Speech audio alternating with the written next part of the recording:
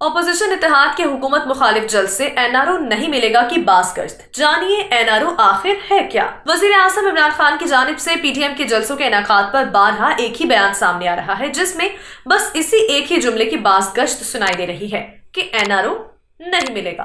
वजीर आज़म इमरान खान का कहना है कि पहले दिन से कहा था लूट मार करने वाले इकट्ठे हो जाएंगे, कुछ भी हो जाए अपोजिशन से मफाहमत नहीं होगी, ये जलसे करें या धरने दे, एनआरओ नहीं मिलेगा। वजीर आज़म इमरान खान ने गुज़श्ता रोज पार्लिमानी इजलास में शिरकत की और कहा कि बेरोजगार अपोजिशन की अहमियत देने की कोई जरूरत नहीं है, हुकूमत को नैब जदगान से कोई खतरा नहीं। मैं चाहता हूँ कि ये लोग हर रोज जलसे करें, ये जल्द थक जाएंगे, उनका बयानिया नहीं बिकेगा। जो आज जलसे कर रहे हैं उन लोगों ने मुल्क का बेड़ा गर्क किया है। नाज़रीन, एनआरओ क्या है? कौमी मफाहमती ऑर्डिनेंस या एनआरओ, नेशनल रिकंसिलिएशन ऑर्डिनेंस, एक सदारती ऑर्डिनेंस है जिसे साबिक फौजी सदर जनरल परवेज मुशर्रफ ने 5 अक्टूबर 2007 में जारी किया। इस सदारती ऑर्डिनेंस के जरिए उस वक्त के सदर मुमलिकत ने कानून में तरमीम करते हुए उन तमाम मुकदमात को खत्म करने का ऐलान किया जो 1 जनवरी 1986 से लेकर 12 अक्टूबर 1999 के दरमियान सियासी बुनियादों पर दर्ज किए गए थे। इस ऑर्डिनेंस के नतीजे में 8000 से ज्यादा अफराद के खिलाफ बदउनवानी और दीगर संगीन जराइम के मुकदमे खत्म कर दिए गए।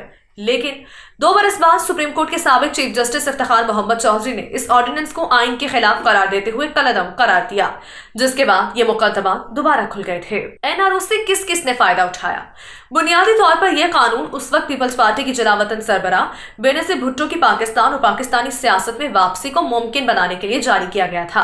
बेनजीर भुट्टो और इनकी जमात के दीगर सैकड़ों रहनुमाओं और कारकुनों, जिनमें उनके शौहर आसिफ अली जरदारी भी शामिल थे, उनके खिलाफ 1986 और 1999 के दरमियान ढेरों मुकदमा दर्ज किए गए थे।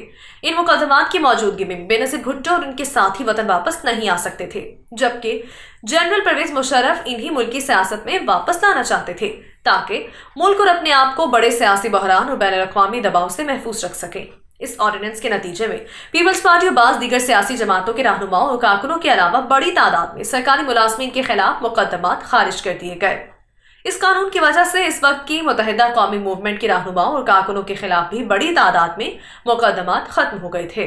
सुप्रीम कोर्ट से इस ऑर्डिनेंस को कलअदम करार दिए जाने के बाद ये मुकदमात दोबारा खुल गए थे, लेकिन उस वक्त बेनजीर भुट्टो इस दुनिया में नहीं थी। दीगर अफराद उस वक्त मुकदमात खुलने की वजह से कुछ परेशान तो हुए, लेकिन उस वक्त पीपल्स पार्टी की हुकूमत होने की वजह से कोई बड़ी गिरफ्तारी अमल में नहीं आई थी। वजीर आज़म का एनआरओ से क्या मुराद है? चूंकि अदालत से मुस्तरद होने के बाद एनआरओ का किस्सा तो 9 साल पहले खत्म हो चुका है, लिहाजा इसका इस्तेमाल अब सिर्फ एक सियासी इस्तलाह के तौर पर ही होता है।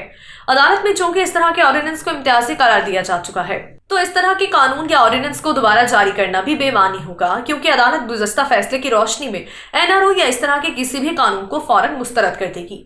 ऐसे में अगर वजीर आज़म इमरान खान बार बार ये कहते हैं कि एनआरओ नहीं मिलेगा, तो इसका मतलब ये होता है कि वो सियासी मुखालिफिन के खिलाफ मुकदमात या तहकीकात को खत्म नहीं करेंगे। नाज़रीन, ये थी हमारी आज की वीडियो। उम्मीद करते हैं आपको पसंद आई होगी। नीचे दिए गए कमेंट सेक्शन में आपने अपना फीडबैक देना नहीं भूलना। मुझे दीजिए इजाजत। अल्लाह हाफिज।